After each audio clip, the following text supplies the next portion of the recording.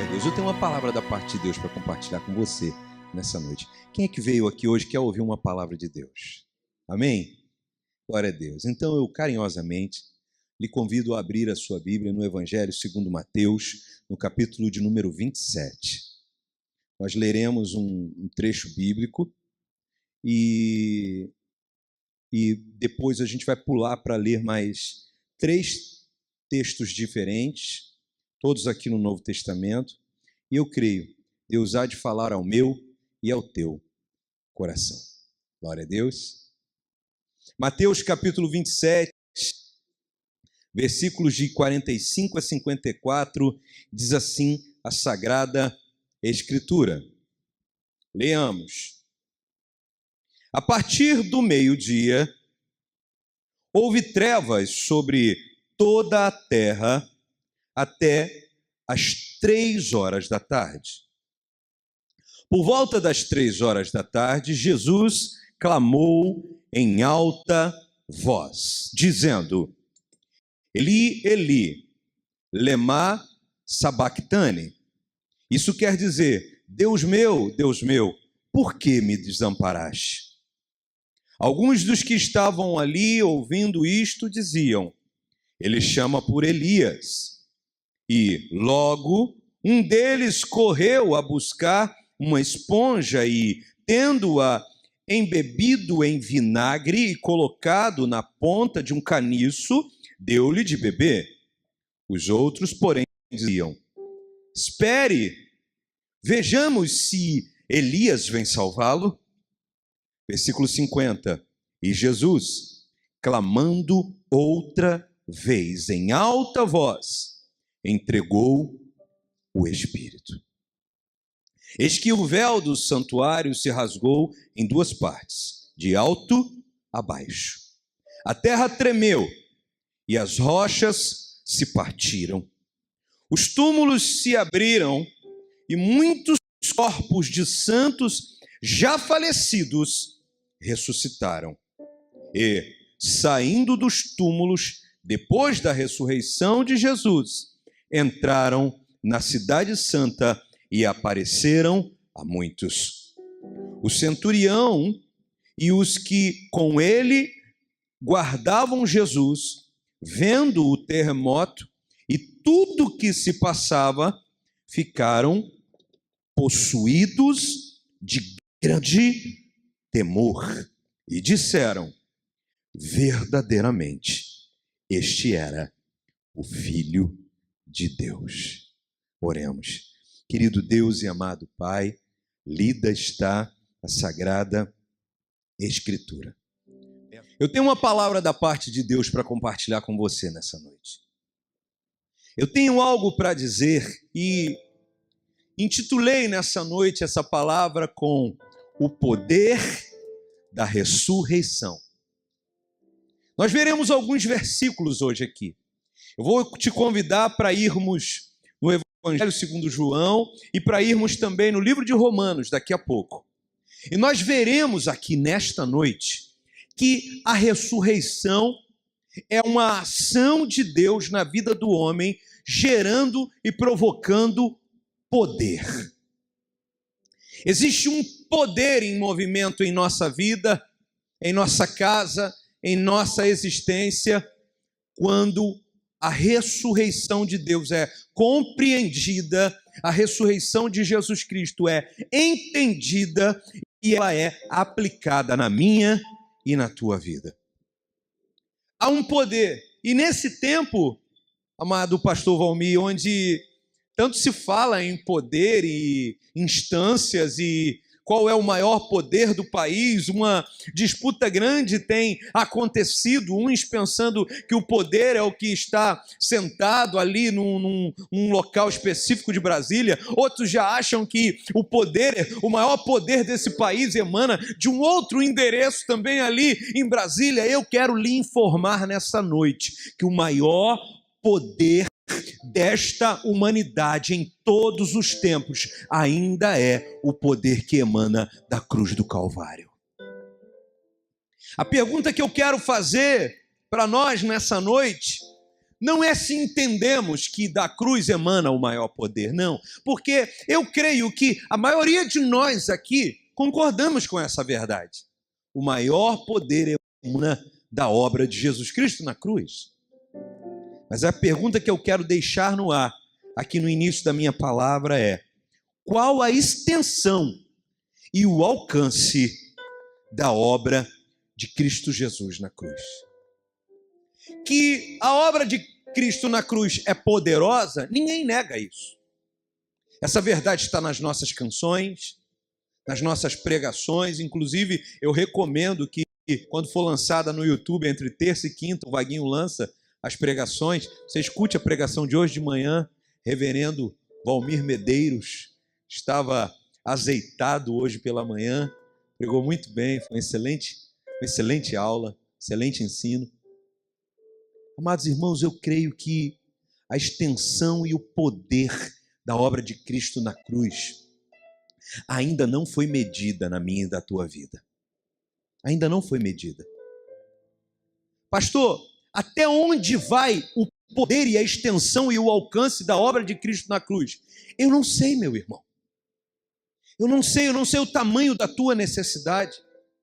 Eu não sei o tamanho da tua angústia. Eu não sei qual é a tua angústia.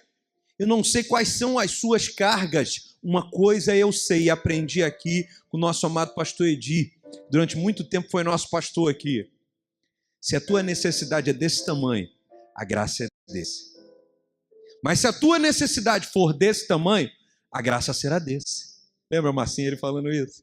Mas se a tua necessidade for de 2 metros, a graça de Deus é de 2 metros e 1 centímetro. Mas se a tua necessidade for de 2 quilômetros, a graça de Deus sempre será maior do que as nossas necessidades.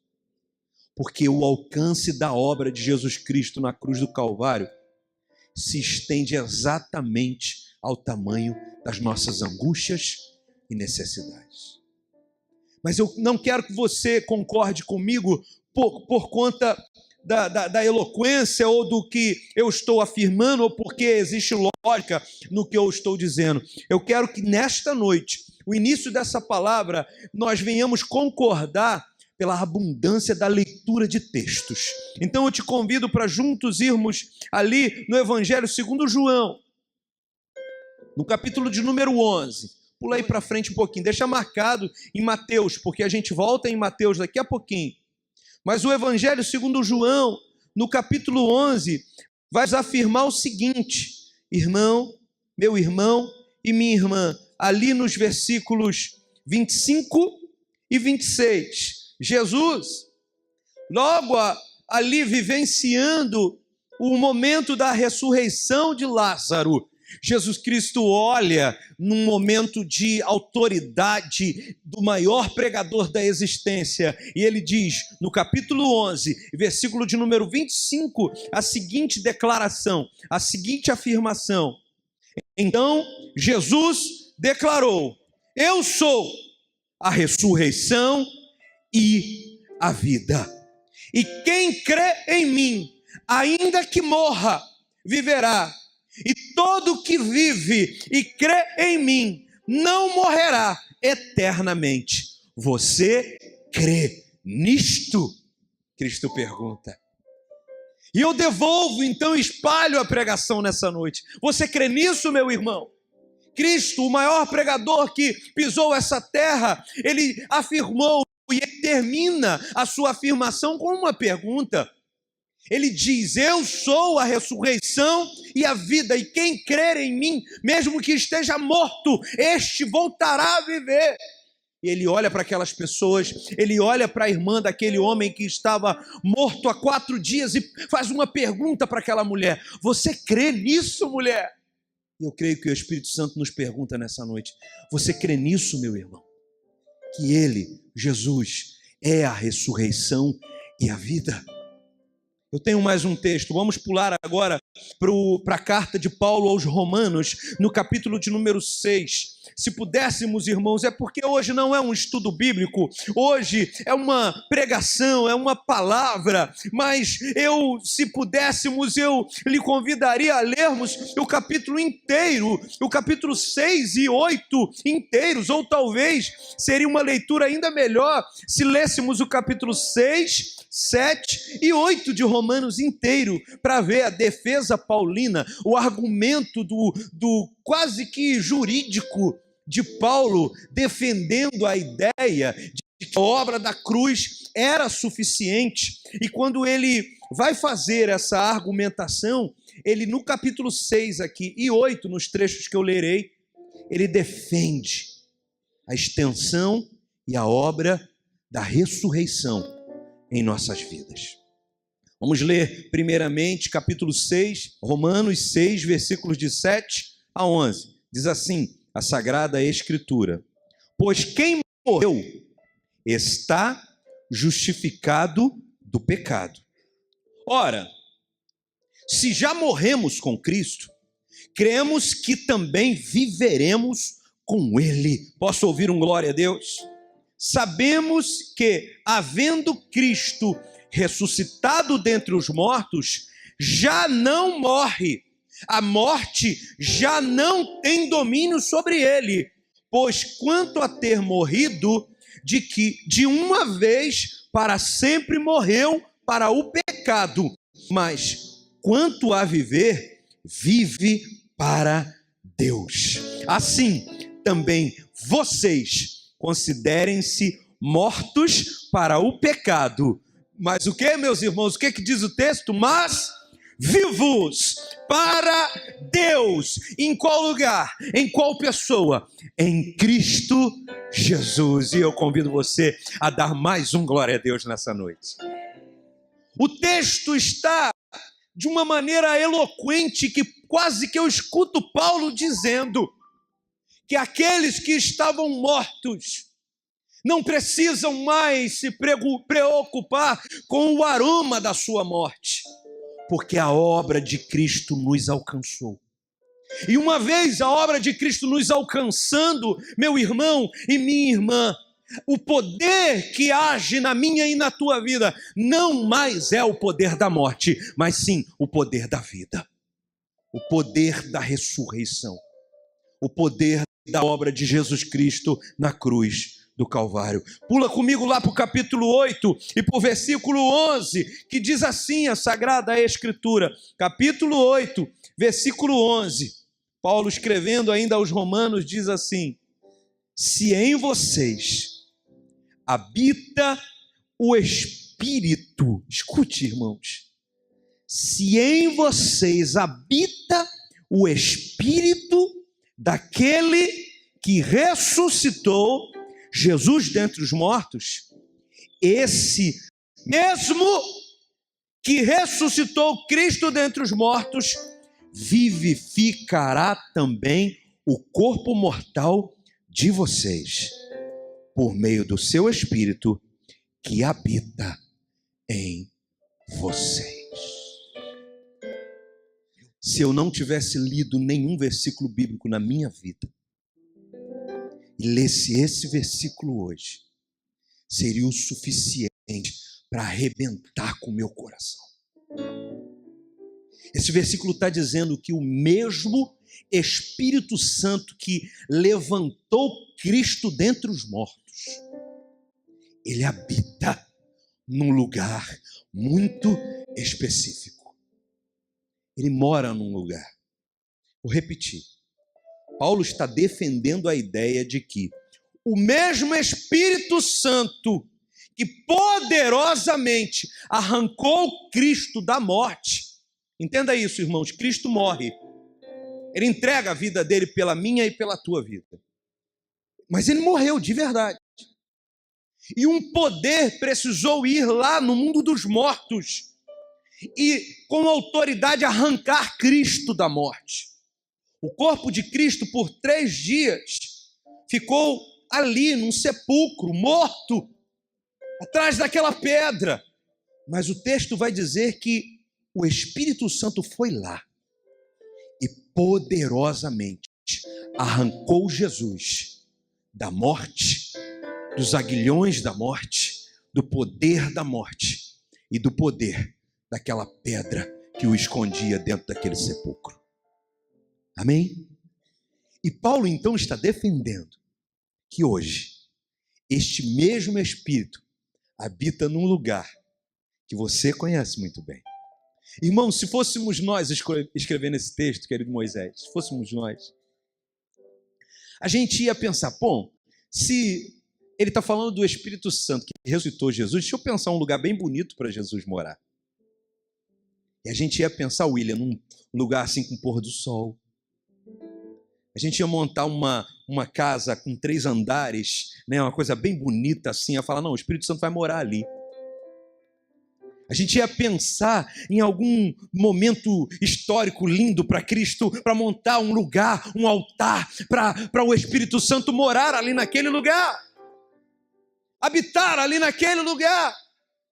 Mas, assustadoramente, Paulo, o maior exegeta, o maior intérprete, o maior autor e o maior teólogo de todos os tempos, Paulo defende a ideia de que este Espírito Santo escolheu um lugar muito inusitado para morar.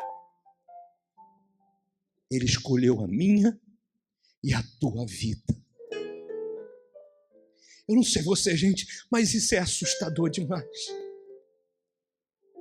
Saber que o mesmo poderoso Espírito Santo que com o poder arrancou Jesus Cristo lá da morte, ele vem aqui na existência, olha para mim e para você e diz, é ali que eu vou morar.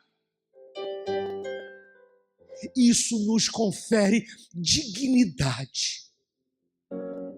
Nada e ninguém pode roubar a dignidade da tua vida.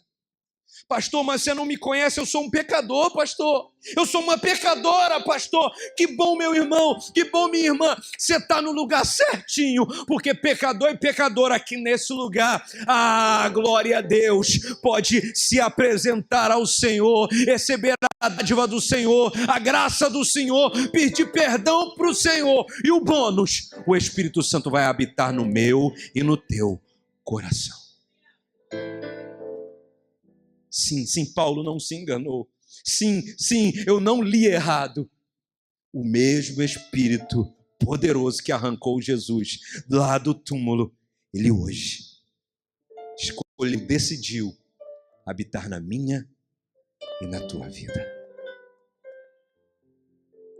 Se nada mais bastasse hoje com esse texto, já seria o suficiente para a gente sair daqui com as mãos erguidas, levantadas e falando, obrigado, Jesus, obrigado pela tua obra na minha vida, porque mesmo que eu não tenha alcançado isso, aquilo outro, quem sabe, meu irmão, você não passou no concurso que você sonhou, ainda, você está vivo, quem sabe você ainda não conquistou alguma coisa nessa vida, mas uma coisa, nós já temos acesso. O Espírito poderoso do nosso Deus, o maior poder de todos os tempos, escolheu habitar na minha e na tua vida. O poder da ressurreição. E eu volto a perguntar. Eu escrevi essa pergunta ali. Eu vou botar essa pergunta no meu Instagram amanhã. Depois você dá uma curtida lá. Qual o poder, extensão e alcance da ressurreição na minha e na tua vida? Essa é uma pergunta que só você, se relacionando com Ele, pode responder. Eu quero afirmar nessa noite, agora volta comigo lá para o texto de Mateus, que nós vamos olhar novamente para esse texto. Mateus capítulo 27, irmãos, nós lemos aqui no início do culto, no início da palavra, o acontecimento da ressurreição. E quero, olhando para esse texto, tirar aqui junto com vocês elementos para glorificar o nome de Deus na nossa vida, porque se a obra da ressurreição, se a obra da cruz de Cristo Jesus é poderosa desse jeito para nos vivificar, para nos mudar, para mudar a nossa vida, a nossa realidade, a nossa família, então eu preciso olhar com carinho para esse texto e aplicá-lo na minha vida e ver a obra de Deus aplicada na tua vida. E o versículo, então, 45 e 46 dizem assim: a partir do meio-dia houve trevas sobre toda a terra até as 3 horas da tarde, e por volta das 3 horas da tarde, Jesus clamou em alta voz, dizendo: Eli, Eli, lama sabachthani. Isso quer dizer: Deus meu, por que me desamparaste? Olhe para cá. Em primeiro lugar, eu quero afirmar nessa noite de domingo aqui neste lugar, a vitória se inicia com um movimento de rendição. Cristo estava rendido ali naquela cruz. Cristo se rendeu à obra da cruz. Ele orando instantes atrás, falando com o Pai, ele disse: Pai, se possível, passa de mim esse cálice, mas se não, seja feita a sua vontade. O Pai então responde a ele e fica claro que a vontade do Pai é que ele vivesse aquelas horas, aquela dor, aquela via crucis.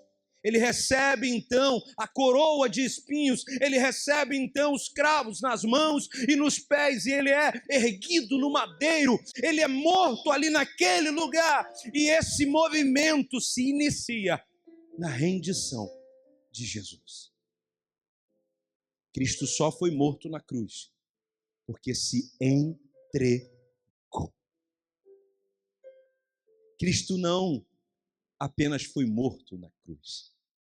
Cristo se permitiu morrer na cruz. Ele se rendeu, meu irmão e minha irmã. Então, se queremos viver o milagre e a extensão e o poder da ressurreição na minha e na tua vida, que nós venhamos iniciar a nossa vitória com corações rendidos diante do Deus Todo-Poderoso. O meu convite para você nessa noite que nos visita é: para de resistir. Para, meu irmão, para! O Espírito Santo de Deus não faz obra em corações que resistem. O Espírito Santo de Deus, ele faz obra nos corações que se rendem. Que essa noite seja a noite do encontro dos corações rendidos na presença poderosa do Senhor Jesus Cristo. Amém, meus irmãos? Que nós venhamos nos render, que nessa noite você saia daqui com um desejo no coração: Pai, eu não entendo direito o processo, eu não entendo os teus caminhos, porque os seus caminhos são mais altos que os meus caminhos, mas uma coisa eu já entendi: a única coisa que eu preciso fazer nesta noite é me render a Ti, é render meu coração, é render minha alma. É dizer ao Espírito Santo: vem, Espírito Santo. Como a canção que foi cantada pelo Helder: Senhor, eis-me aqui. Você sabe que essa expressão, Hineni Adonai, eis-me aqui, era a expressão que os profetas, quando ouviam a voz de Deus, eles diziam: Hineni Adonai, Senhor, eis-me aqui. Era uma expressão de rendição total. Era como se estivesse dizendo assim: ei, Senhor, vem! Eu me rendo, faça com a minha vida o que o Senhor quiser. Você sabe que isso está na contramão do tempo de hoje. Os coaches, os livros, os ensinos atuais, pastor, como você pregou hoje de manhã, nos convidam para uma autoajuda, para uma autoafirmação, para uma autoforça, como se nós fôssemos suficientes. Ei, deixa eu te dar uma informação que o Evangelho nos ensina: nós não somos suficientes. Nós não nos bastamos. E a resposta adequada para o chamamento do Evangelho sempre é: Senhor, eu me rendo na Tua presença. Senhor, eis-me aqui. Eis-me aqui. Vem transformar meu ser. vem tocar meu coração. Pastor, tá ruim, pastor, tá ruim lá em casa, tá ruim com meu filho não quer nada com Deus, eu tô orando, eu tô jejuando e ele não quer nada com Deus. Se rende ao teu Deus em oração. Pastor, tá ruim nos meus empreendimentos, eu estou empreendendo, eu já apliquei o que eu li no livro X, no livro Y, eu já apliquei isso, aquela técnica, aquela outra, e não está rolando. Se rende ao poder da ressurreição. Cristo deixou o exemplo. O primeiro movimento de Cristo foi se render. Ou alguém tem dúvida que se com uma palavra que ele dissesse, ele não poderia? Ele mesmo disse isso. Com uma palavra, um movimento de Cristo, ele via e matava todo mundo ali que estava crucificando ele. Mas ele não usou o poder que ele tinha. Ele se rendeu. O convite de nós, quando olhamos para a cruz, é: renda-se. Entrega teu coração. Entrega mesmo. Pastor, mas eu tenho entregue, pastor. Será, meu irmão? Será que você já entregou tudo, já rendeu tudo? Ou será que você já entregou a sala aí da tua casa, já entregou a sala e a varanda, mas o quarto você não entrega? Será que você já entregou 3, 4 cômodos, mas tem um cômodo ali que é teu e você não entrega? O convite do Espírito Santo para mim e para você nessa noite é: renda-se totalmente. É o que Cristo fez. Ele, sendo Deus totalmente, se rendeu para ser homem completamente. 100% Deus morreu na cruz como 100% homem. O convite da cruz para mim e para a tua vida é um convite de rendição total e completa. Mas o convite da cruz também é, irmãos, um convite para o entendimento do que significa se entregar. Se entregar significa o seguinte, versículo 47. Alguns dos que estavam ali, ouvindo isto, diziam: ele chama por Elias. E logo um deles correu a buscar uma esponja e, tendo-a embebido em vinagre e colocando na ponta do caniço, deu-lhe a beber. Os outros, porém, diziam: espere, vejamos se Elias vem salvá-lo. Olha para cá. O mundo não entendeu o que estava acontecendo. Jesus estava falando com o Pai: Deus, por que me desamparaste? Os exegetas do Novo Testamento afirmam que aqui, nesta hora, Cristo está dizendo: Deus meu, por que me desamparaste? Porque ali, naquela hora, Ele está carregando o pecado de toda a humanidade, de todos os tempos. E ali Cristo vive a separação divina. O momento onde Ele, como homem, está carregando os pecados de toda a humanidade. E a sensação, não que de fato tenha acontecido, mas a sensação é como se ele estivesse sozinho ali, desamparado. E a expressão que ele faz e fala parece: Eli, Eli, lama sabachthani, parece que ele estava dizendo a palavra Elias. Então, quando ele está ali na cruz, pastor Valmir dizendo uma das mais lindas falas da cruz. Eu e você hoje sabemos, porque os estudiosos interpretaram, porque o autor do texto, Mateus, ele mesmo disse o que significava. Eli, Eli, lama sabachthani é: Deus meu, por que me desamparaste? O próprio Mateus nos explicou o que aquilo significava. Mas as pessoas que estavam ali, que são um símbolo do mundo, Marcinho, eles escutaram e não entenderam. Eles acharam que ele estava chamando o nome de Elias. Meu irmão e minha irmã, o mundo nunca irá entender a obra de Jesus Cristo na cruz do Calvário.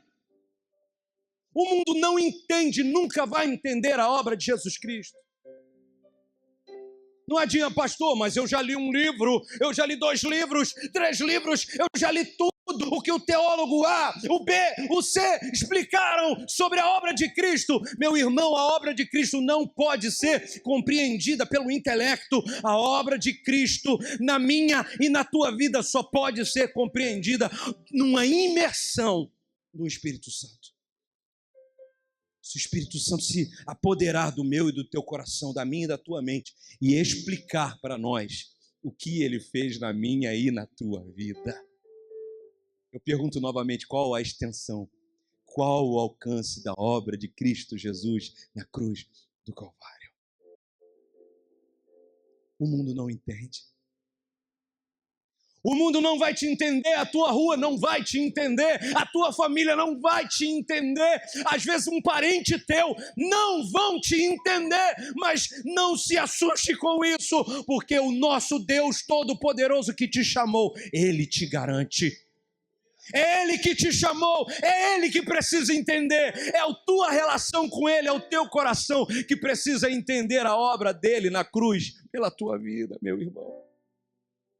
Mesmo que teu filho te chame de bobo, minha irmã, teu neto te chame de bobo, vovó, porque você vem para a igreja, porque você é um dizimista, é uma dizimista, porque você é fiel. Não fique com a palavra de um mundo que não entende a cruz, fique com a palavra de Deus, que diz que a cruz é poder na minha e na tua vida.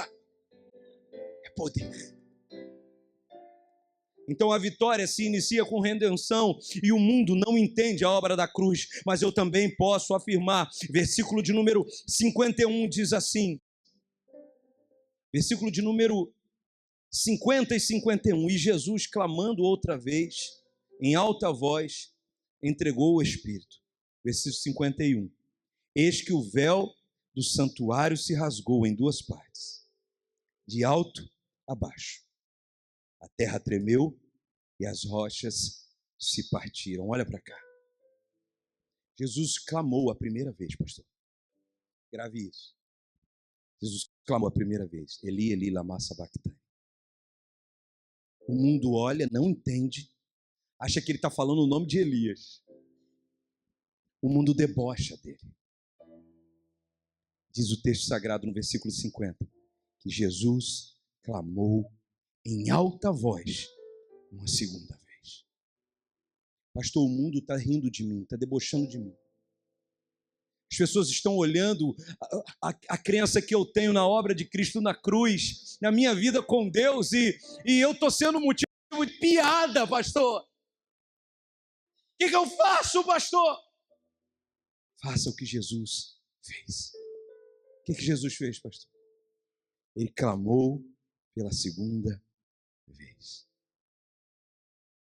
Pastor, é para clamar? Como é que clama, pastor? É baixinho? Eu sou educado, pastor, é baixinho.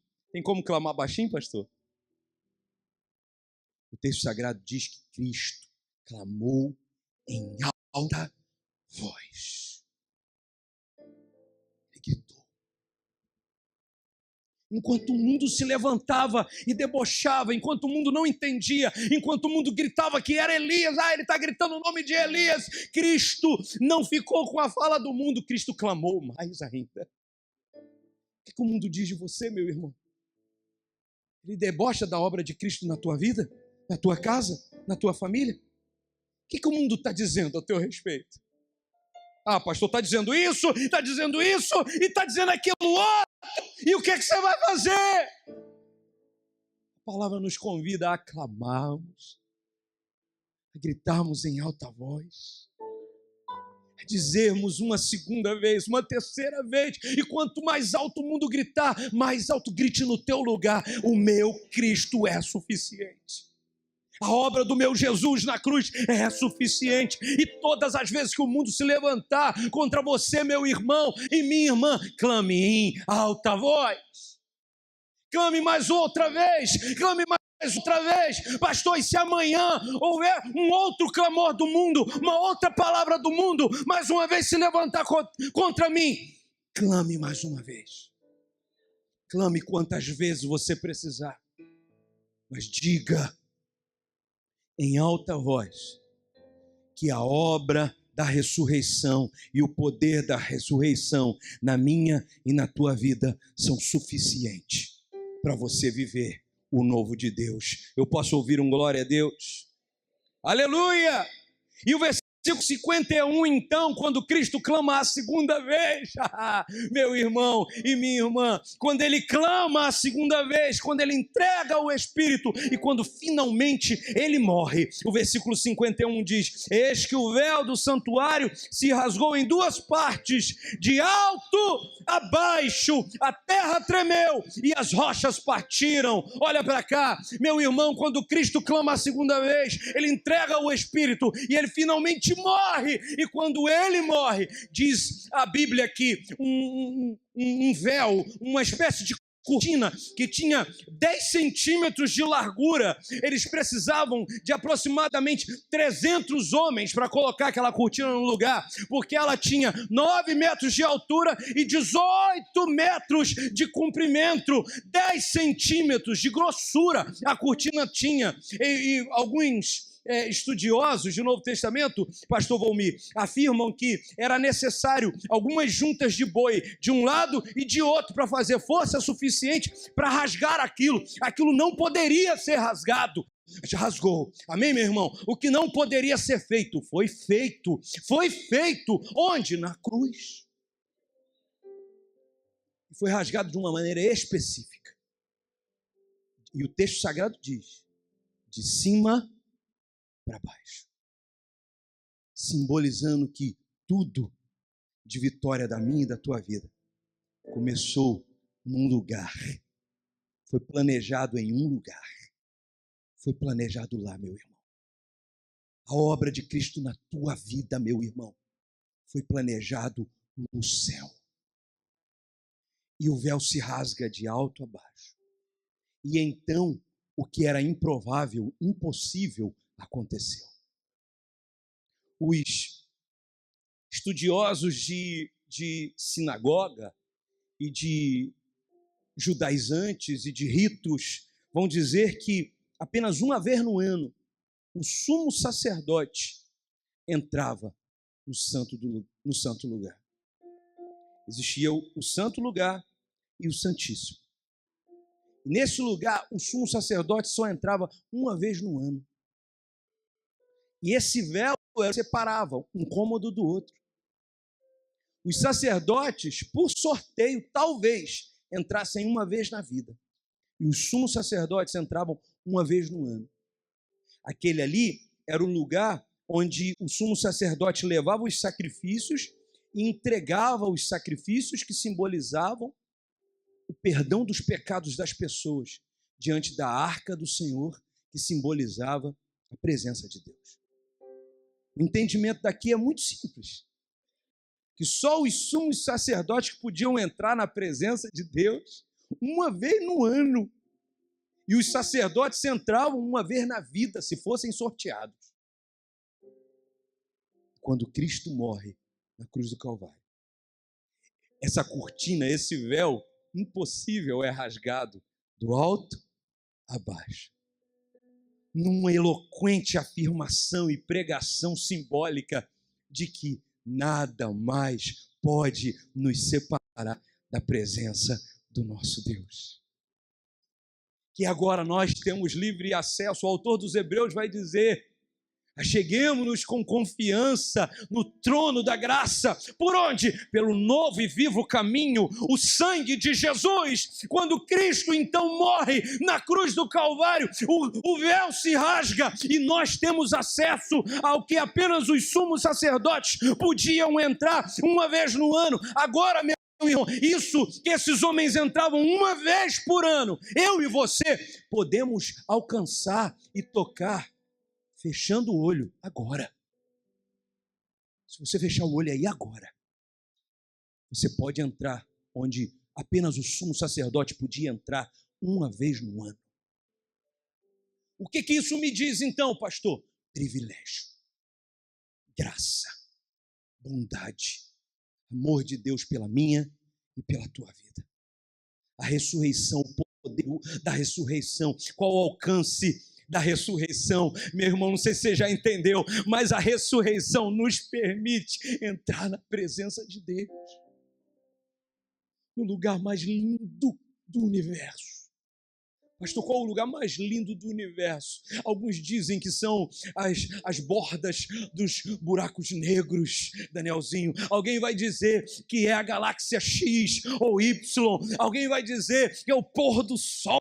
Teve um surfista que foi premiado, eu te mostrei a foto, né, Valmir? Um surfista brasileiro, agora foi premiado, Daniel, está concorrendo à foto mais importante do ano, que ele esperou o momento exato, ele com a prancha de surf dele, e ele foi tirado uma foto do sol se pondo num lugar, uma foto linda, o sol grandão atrás dele, ele com a prancha na frente do sol, vermelho assim se pondo, uma foto linda, linda, maravilhosa. Alguém vai dizer, não, aquele que é o lugar mais importante do universo, é aquela hora, naquele instante, que aquela foto foi tirada. Não, a foto é muito bonita, mas o lugar mais importante do universo ainda é a presença do meu e do teu Deus. Pastor, eu posso entrar lá? Pode, porque Cristo morreu na cruz do Calvário, o véu foi rasgado de alto a baixo, e hoje eu e você temos livre acesso. Podemos chegar até a presença dele. Glória a Deus. Aleluia. A vitória se inicia na rendição. O mundo não entende a obra da cruz. A cruz nos trouxe para perto, aleluia. E acima de tudo, versículo 52, leia comigo. Os túmulos se abriram e muitos corpos dos santos já falecidos ressuscitaram. Olha para cá. É isso mesmo que você está ouvindo. Não apenas Cristo ressuscita aqui. Quando o véu se rasga de alto a baixo, os túmulos se abrem, diz o texto sagrado que pessoas crentes que já haviam morrido ressuscitaram. Quantos, pastor? 1? Não. 2? Não. O texto sagrado diz. O que o texto sagrado diz? Versículo 52. Muitos corpos de santos já falecidos ressuscitaram. Pastor, eu nunca ouvi falar nisso. Meu irmão, está ali, está escrito. Você está querendo dizer então, pastor, que não foi só Jesus que ressuscitou nesse dia? Não. Muitos ressuscitaram no momento da ressurreição de Jesus. Até inclusive aqui eu falei para o pastor Valmir que esse texto foi um motivo de estudo meu dos últimos dias, porque eu achava que esses mortos, eu já conhecia esse texto, e achava que os mortos haviam ressuscitado no momento da morte de Cristo. Não. O texto explica de forma bem clara. Versículo 53. E saindo dos túmulos, depois da ressurreição de Jesus, e apareceram a muitos. Eles ressuscitaram no momento da ressurreição de Jesus. Saíram dos túmulos, andaram pelo meio da cidade. Gente, pinta esse cenário, imagina isso, um montão de gente, Cristo ressuscita, os mortos saíram dos túmulos e começaram a entrar na cidade, entraram na cidade, e as pessoas vendo aquelas pessoas que já haviam morrido, falam, fulano não tinha morrido, e Beltrano não tinha morrido, ressuscitaram. Que no nome do Senhor Jesus Cristo, a obra de Jesus Cristo na minha e na tua vida venha causar espanto por aí. Quando virem você andando na rua, lavado, remido, curado, transformado pelo poder da cruz, pelo poder da ressurreição, que alguém se admire e alguém diga assim, aquele não era o morto? Aquele não era o pecador? Aquela não era pecadora? Meu irmão e minha irmã, nós ainda não vimos o tamanho, a extensão e o alcance do que a obra de Jesus Cristo na cruz do Calvário fez, está fazendo e ainda fará na minha e na tua vida, na minha e na tua história, na minha e na tua família. Entenda isso daqui, esses homens haviam morrido e agora tinham ressuscitado. Por quê? Porque quando Cristo ressuscitou, um montão de gente que estava morta no cemitério veio e começou a andar no meio da cidade, também ressuscitaram. Meu Deus, meu irmão, aqueles que te viram na infância, aqueles que viram o jeito que você cresceu, aqueles que viram o pai que você teve, a mãe que você teve, aqueles que viram a rua que você cresceu, aqueles que viram a escola que você estudou, vão te ver andando no meio da rua. E vão dizer: o que aconteceu? Tinha tudo para dar errado. Não era ele que andava de moto daquele jeito, de carro daquele jeito, não era ele que empinava aquela bicicleta, não era ele que só soltava pipa, não era ela que não valia nada, não era ela, não era ele. Irmãos, eles estão vendo o morto. Mas quando Cristo ressuscitar na minha e na tua vida, não é o morto que vão ver andando na rua. Verão o santo que Deus ressuscitou. A mulher de Deus que ele ressuscitou. Que a obra e o poder da ressurreição venham reverberar no meu e no teu coração. Venham criar poder no meu e no teu coração. Amém, meus irmãos? Há um tempo atrás, um homem chamado Omar bin Onran, ele desapareceu. Na década de 90, ele desapareceu. Ele foi dado como morto. A família achou que ele estava morto. A família toda chorosa, triste. A família com muita tristeza, porque ele, lá na Argélia, lá na África, ele, por causa de uma guerra civil, eles achavam que ele tinha sido morto e enterrado em algum canto, ou jogado em algum canto. E o Omar, ele tinha sido sequestrado por um vizinho. O Omar passou 26 anos, pastor Valmir, sequestrado por um vizinho. O vizinho entrou na mente dele de tal maneira que ele disse que se ele gritasse pela família, um espírito ia pegar ele. Ele inventou uma história. Ele seduziu aquele homem com aquela história. Ele passou 26 anos preso. Agora, há pouco tempo, esse homem foi encontrado. Perdeu 26 anos da vida dele. Alguns policiais perguntaram para ele por que ele não gritou pela família, não pedia ajuda, e ele acreditava que ele estava enfeitiçado. O cara tinha jogado um feitiço nele, e ele então, quando visse a família, ele não poderia gritar. E aí ele falava que até tentava, mas ele tinha medo, porque ele estava enfeitiçado. Ele estava preso. 26 anos. Sabe onde, meus irmãos? A 200 metros da casa dele. A mãe dele morreu. Parentes dele morreram nesse intervalo. E ele ali, a 200 metros de casa, pastor Valmir. 200 metros de casa. O que eu quero te dizer nessa noite é: quantos nós estamos pertinho do Senhor. Tem hora que parece que dá para tocar no Espírito Santo.